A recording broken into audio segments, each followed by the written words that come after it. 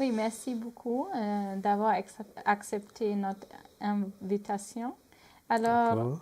on a vous invité comme secrétaire général de l'Association ivoirienne des professeurs de philosophie. Oui. Quelle est, selon vous, l'importance actuelle des sociétés de philosophie pour la philosophie africaine? Merci Monica pour votre invitation à l'université d'Hildesheim, ici en Allemagne, et dans le cadre de euh, votre centre de recherche que vous avez dénommé GLOFI, GLOFI qui signifie Philosophizing in a Globalized World. Alors, les sociétés de philosophie en Afrique ont une très grande importance parce que, au départ, la philosophie institutionnalisée est dirigée ou était dirigée par les départements, donc les institutions dédiées, notamment pour ce qui est du lycée, le ministère de l'Éducation nationale, et pour ce qui est des universités, des départements de philosophie. Précédemment, on disait faculté de philosophie. Mais ces institutions ont des lignes qui leur sont données et par moment, elles ne peuvent pas faire plus que les lignes qui leur sont accordées. Mais avec les sociétés de philosophie, il y a une grande marge de liberté. Parce qu'il y a des choses que la société de philosophie peut faire que les départements, quand bien même qu'ils voudraient bien le faire, il peut manquer du temps parce qu'il y a un programme très souvent à achever. Alors, l'organisation des colloques font partie des activités des sociétés de philosophie en Afrique. Des propositions pour l'amélioration de la qualité de l'enseignement de la philosophie en Afrique font également partie des attributions des sociétés de philosophie. Mais au-delà, les relations extérieures entre sociétés de philosophie, qu'elles soient régionales ou qu'elles soient internationales, c'est bien plus facile pour les sociétés de philosophie de les faire que les départements traditionnels qui sont dans nos universités. Et puis, il y a une dernière chose à laquelle nous pensons, mais qui n'a pas encore été fait, c'est de pouvoir en arriver à créer une sorte de concile, euh, un grand conseil qui permette entre les sociétés de philosophie euh, à parler de la standardisation des différents cours, donc des curricula qui sont donc dans chaque département ou dans chaque institution de philosophie.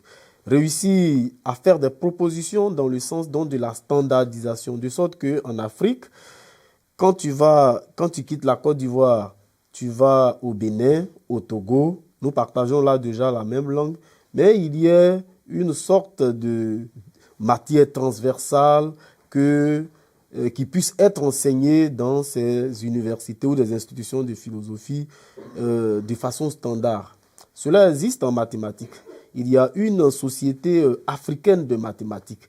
Et ce conseil africain de mathématiques travaille à la standardisation de l'enseignement des mathématiques.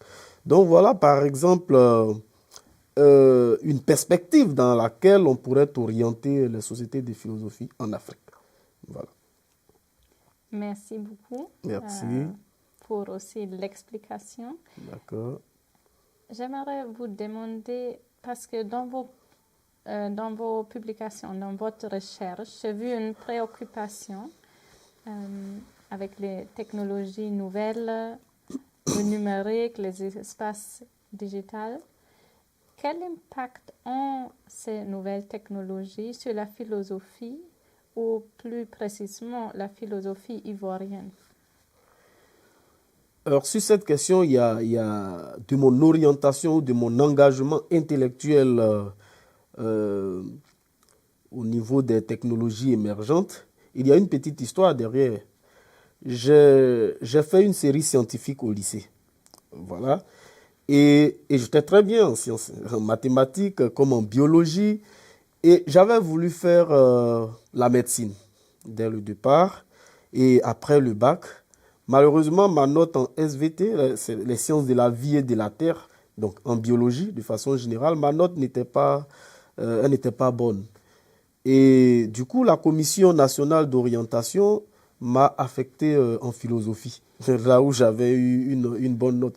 Mais ce n'était pas ma matière spécifique, mais il fallait faire avec. Du coup, j'ai pu tenir, je me suis investi et puis, Dieu aidant, j'ai pu faire le doctorat.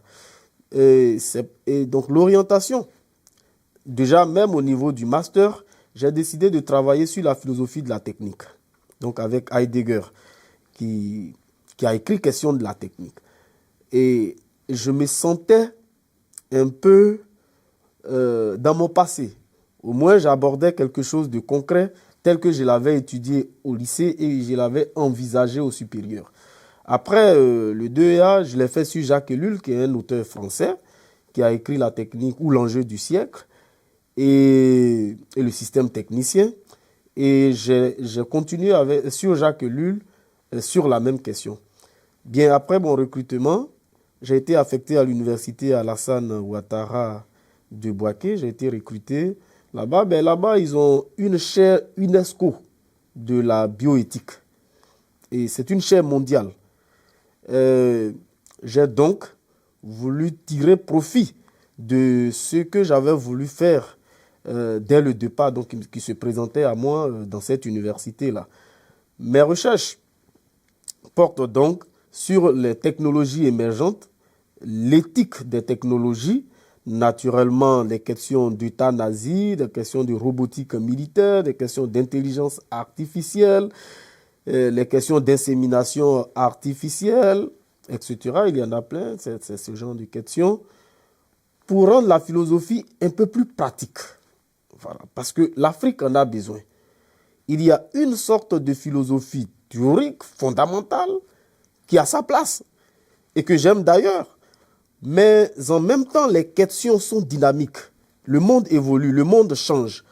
Quand aujourd'hui tu veux parler de l'Afrique en termes de philosophe, mais qu'est-ce que tu dis de l'Afrique qui a un impact direct avec les réalités que vivent les Africains?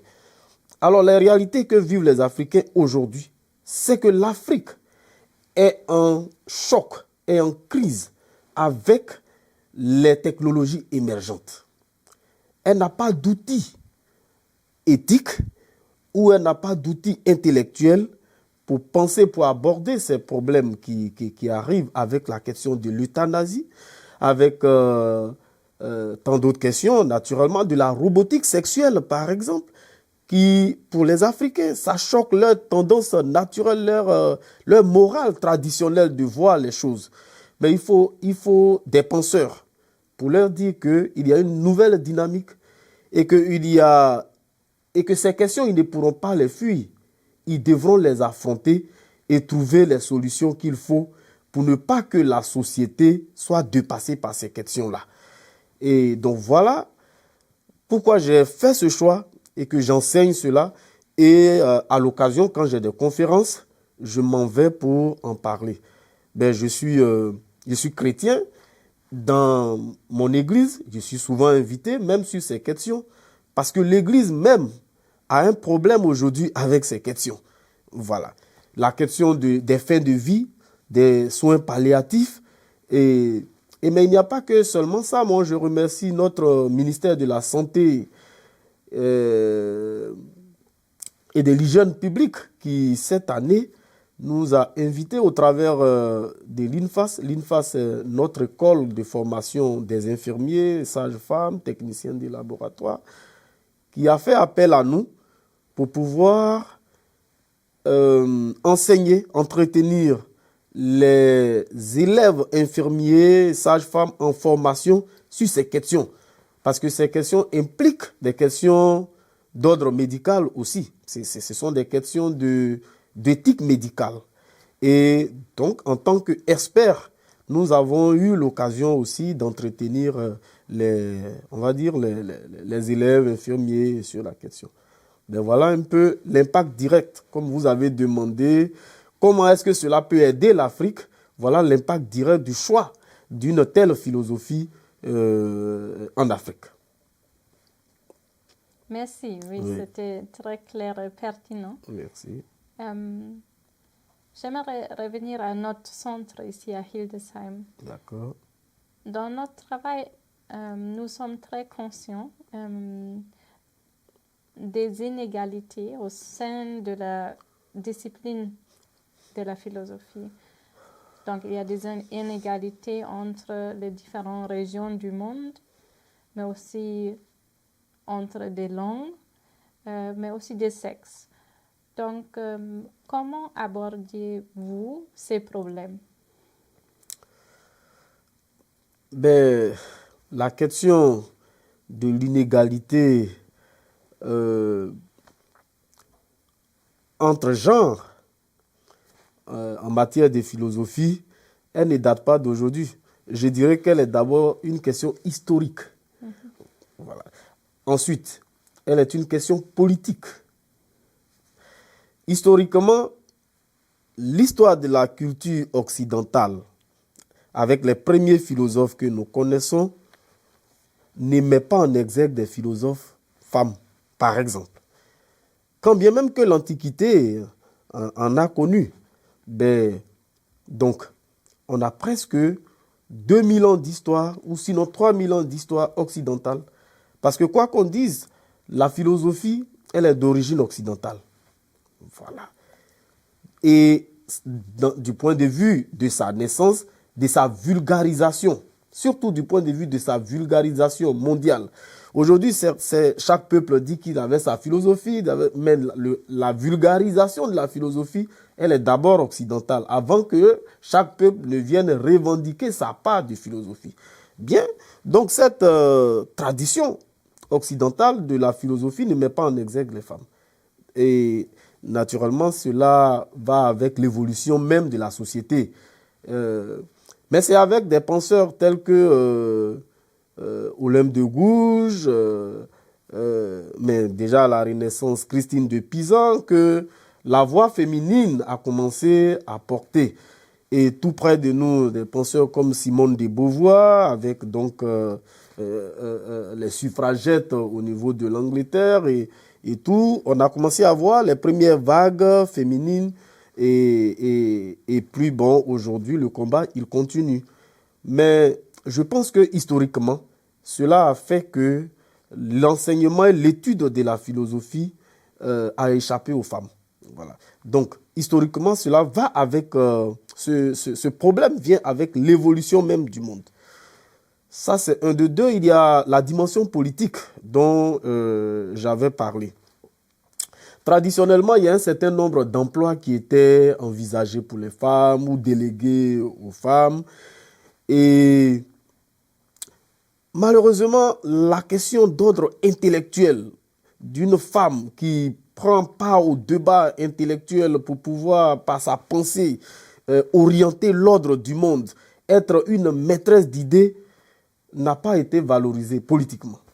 Et ça, cela a joué également dans l'insertion des femmes dans la philosophie. Mais les tendances ont changé. Les tendances ont changé.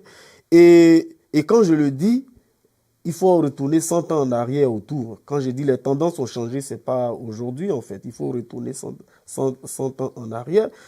Et il y a donc une ascension, un équilibre qui s'établit avec des penseurs en Europe ici, comme Simone Weil, comme Hannah Arendt chez vous, mais chez nous, après les indépendances, puisque nous, on a été colonisés, que notre système éducatif n'a commencé à fonctionner normalement qu'après les indépendances, avec chez nous en Côte d'Ivoire, une femme comme Tanila Boni. Il y a donc une émergence et sinon une ascension des femmes dans le cercle philosophique. Et cela va encore aller plus loin parce que les questions des femmes sont souvent différentes des questions des hommes.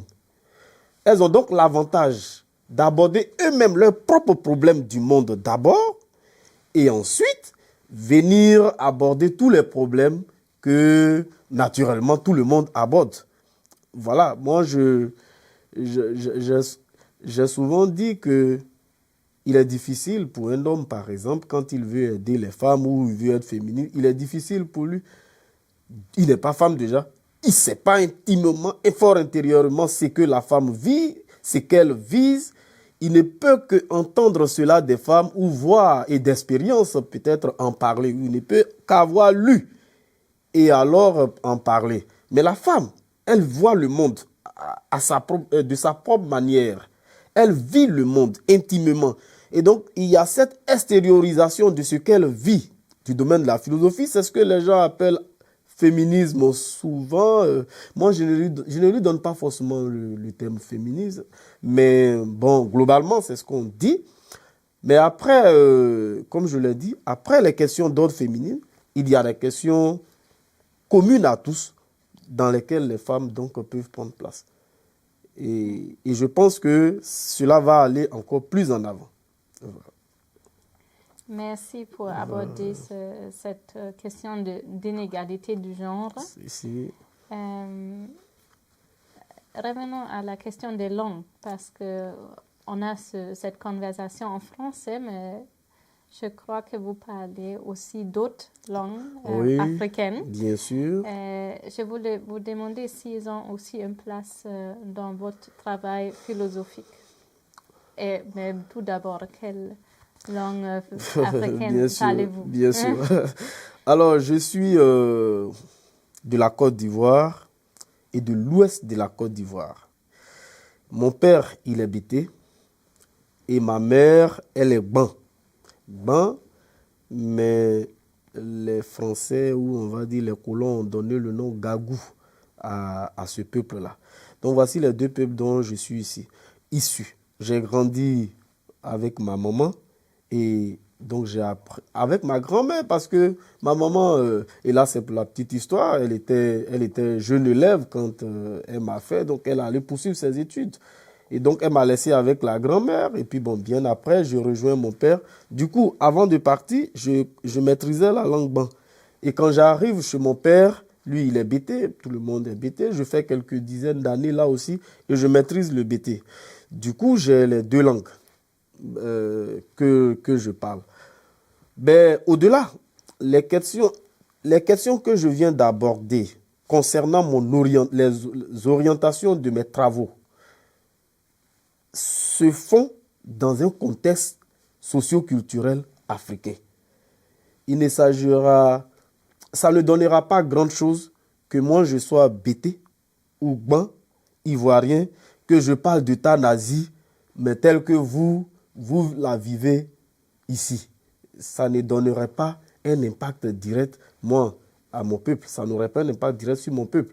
Du coup, quand je parle d'euthanasie, quand je parle de robotique sexuelle, c'est toujours dans un contexte socio-culturel africain.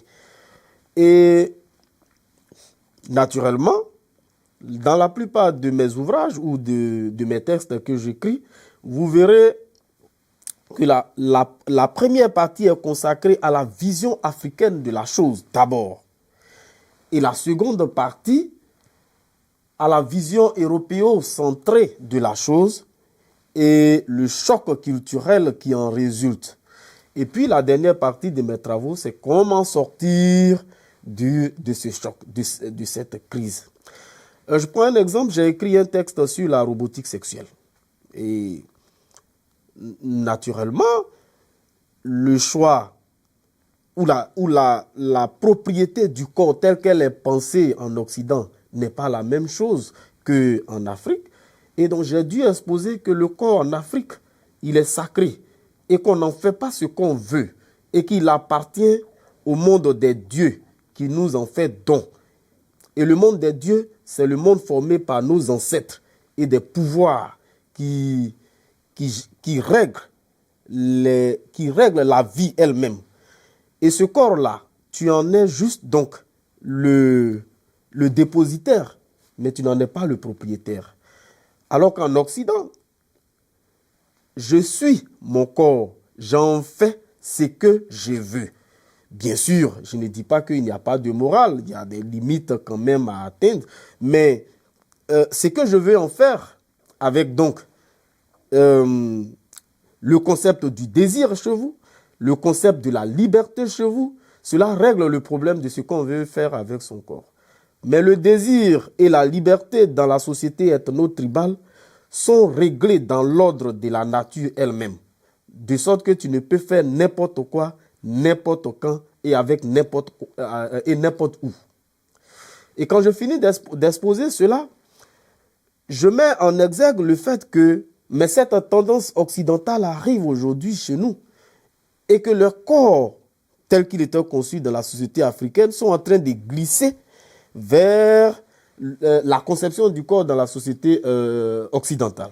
Du coup, les mêmes gadgets qu'on trouve, que ce soit des vibromasseurs, que ce soit des poupées sexuelles et tout ça, la mondialisation des échanges, la pression du marché, le capitalisme qui en est la base, est en train d'imposer tout cela à notre univers. Donc comment régler cette problématique-là? Comment revoir le corps africain qui aujourd'hui semble se dissoudre donc dans cette désagrégation des normes? Et puis bon, j'en arrive à la conclusion.